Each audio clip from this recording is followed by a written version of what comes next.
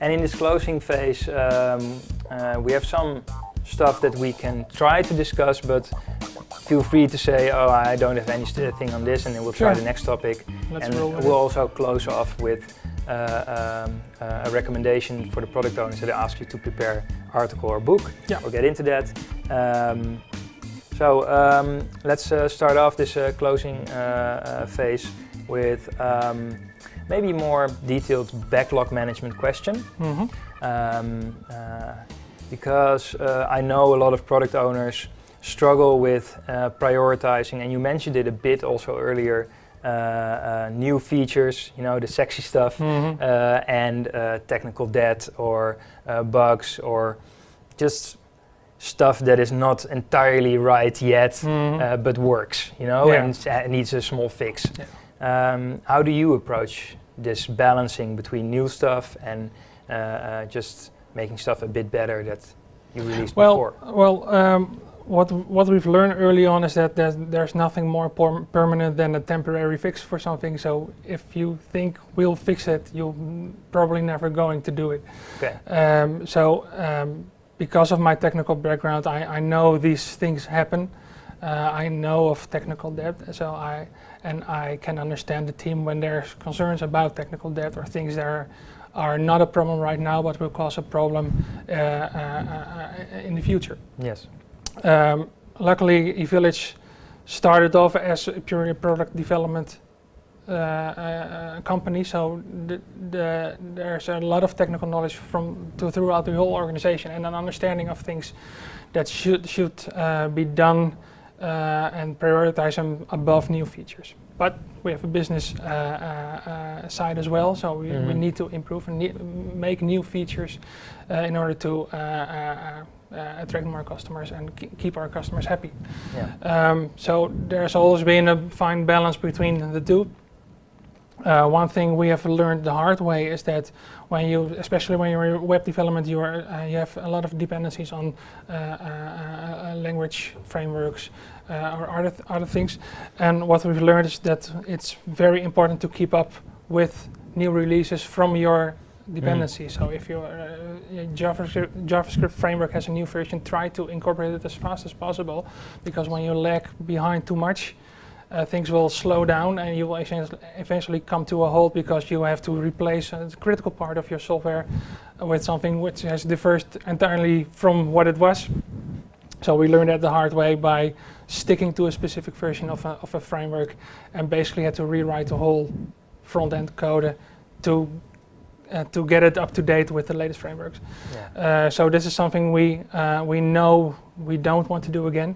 So when a new minor version comes up, we try to integrate it as fast as possible in order to keep up with third-party vendors of software and libraries and frameworks and codes. Yes. So that's very important.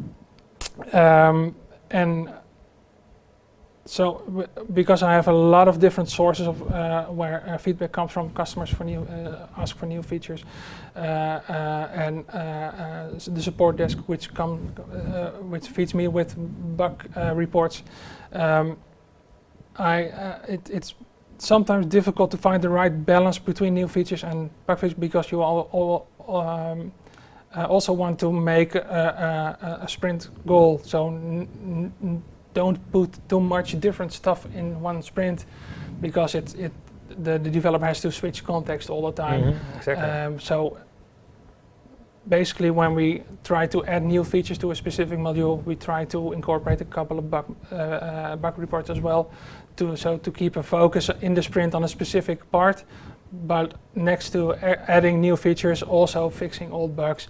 And we have agreed within the development team has agreed within themselves to be a good Boy Scout, and when they leave the code a bit more cleaner than it was before. So if it's easy to fix a bug, remove some old stuff, make sure everything conforms to the code style guidelines, they do that, and it's part of the review process as well. Cool. Yeah.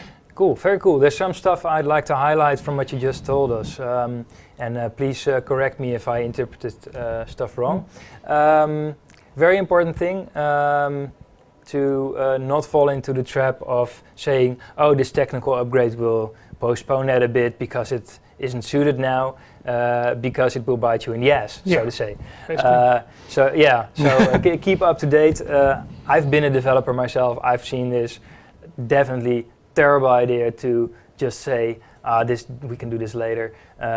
If you because you won't. No, exactly. So if you have external dependencies like frameworks, libraries, stuff like that, even on your infrastructure, just keep up to speed and tackle any incompatibilities early on, and it will be much, much easier. And also keep your continuous learning and improvement mindset sharp, and not postpone innovation and learning to a block later. So that's very important thing I'd like to stress.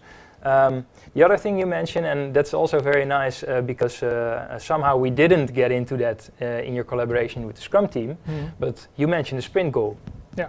And I'm very happy with that because often in Scrum teams this is something that is not used properly or not used at all even, while it can help, as you mentioned, focus the team's ability to really work on one part of the software and deliver something with all their intelligence and their total mental capabilities focused on what they want to deliver instead of task switching. And I'm very happy that you mentioned that because that's very important learning. And there was one final thing, and now I'm going to see if my short-term memory is any good. What was the last point? There was your final remark. Well, the people have been listening, so let them figure it out for themselves. Rewind or 2 just minutes. rewind, yeah. So, but I'm very glad. I also forgot, so. Yeah. I think you were quite on a roll, just giving us good information here. So even though the last part is a bit more like, let's see what we can get, it helps a lot. So I think let's try one more thing. It might be that it's already covered in what you mentioned, so please say if that's true. Another thing I see a lot of product owners struggle with is also related to backlog management, but it's the non-functional requirements. So how do you handle this? Maybe you have a definition of done that you discuss from time to time with the team, or maybe privacy issues are relevant for you as a marketing support company. Yeah. So can you talk a bit about how you handle this as a product owner? Well, both of the points you mentioned are relevant right now because we are now, thanks to Wilbert as well, redefining our process, more formalize our definition of done, document it so new developers know exactly what's expected of them and what kind of quality we're used to deliver and when something is really done. And the other one is that there are things happening in the privacy world as well, new regulations from Europe which has to be incorporated. So those get mentioned specifically. We have colleagues from within eVillage. We keep an eye on that kind of stuff, and we investigate what's needed to adjust, if any, to adjust our software to incorporate that kind of regulations. So that gets focus and gets treated in the stakeholders meeting as well. And another thing is the non-functional requirements, because from my technical background, I know that stuff needs to happen before it becomes a problem, and it's my job to put it on the table with the stakeholders and basically convince them that this is the right thing to do, and still get a nice mix of fixing things that aren't right yet and building new stuff. Yeah. And I think I have no trouble now to convince the people, because we just came out of the situation that we had to upgrade one of our frameworks from version 1 to version 10, for example. Wow. So that's the example you mentioned earlier, right? Just an example, but and that's we know it took a lot of effort. We did do it, and I'm glad we did it because the velocity of the team has been much higher now because you don't have to deal with old frameworks, with outdated documentation, with bugs you run into, which has all been fixed. And you can piggyback on the developments of that frameworks, so you can further increase your velocity and ability to incorporate new features, because someone else has already does the groundwork for you. You only have to use it in the right context. Yes, and you can focus your energy and your development team's energy on the e-village and Clang specific stuff you want to do with it. Cool. That's a very important thing. And now I know the third thing that I was missing, because you mentioned it again. And I think this is also a very important thing, is having the ownership of and responsibility for the quality of the product. So these framework upgrades, being a good Boy Scout is what the words you used. If you touch some code, leave it a bit prettier than how you found it.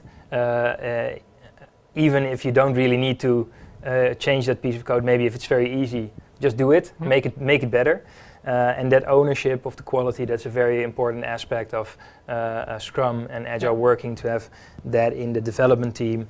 But it's very nice if you, as a product owner with a technical background, or if you're listening without a technical background, at least empathize with this responsibility, but also listen to the argument and have a real collaboration about this. So you take all sides of the equation seriously. Because if you have a crappy product, you can put all the features in it, and your users will still run away. So that's very, very good. So I'm very glad you mentioned that again and helped my bad memory to check that off. I believe, for what I could think of to ask you, we've pretty much covered it all. Yeah, I think so. It was a great conversation up till here. For the viewers at home, if you have any additional questions or want to dive into topics that we touched, but think, how did he do that exactly? Why didn't you ask that, Sjoerd? Please contact us. We'll put the LinkedIn of Stephan and or his email details. No problem, get in touch. In the show notes. We're on Twitter at PO_podcast. And you can also email me at productownerpodcast@proawareness.nl. But there's one last thing I asked you to prepare that we want to give you. And that is a recommendation of an article or book that you as a product owner found value in recently-ish. I mean, yes. Well, so what can you share? Yeah, well, I ran into this a couple of years ago, but it's still relevant. I always get reminded by a great presentation of Netflix, the company you all probably all know. They have a presentation with 126 slides or whatever. It's up there somewhere on SlideShare.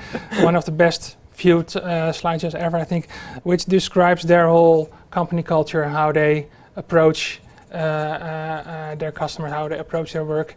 And that has been, for me, a great inspiration of how to run a company at scale. Well, the same principles apply on a smaller scale as well.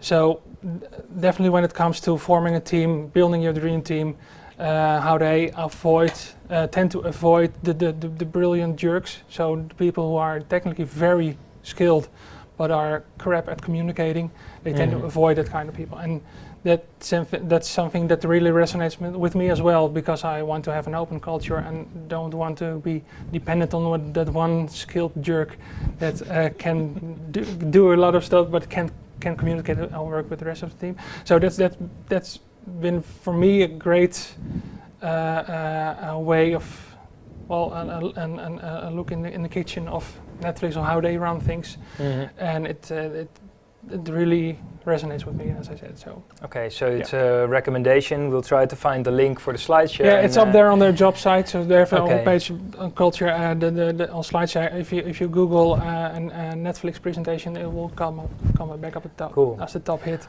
Cool. It's from 2009, I think, but it's still relevant, and they have an updated version on their site as well. So read it. Yes, I must say I didn't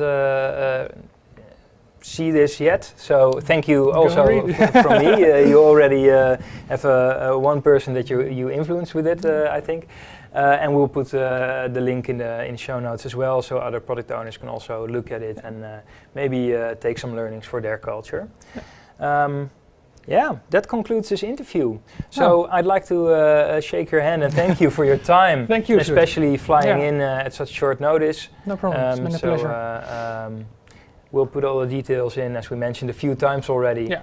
And I'm very curious to see what people think of it. Yeah. And well, I'm also very much looking forward to hear about your travels with my colleague Wilbert for the future. Well, and we'll keep in touch, no doubt. So okay, great. Thank you very much. Thank you. And goodbye.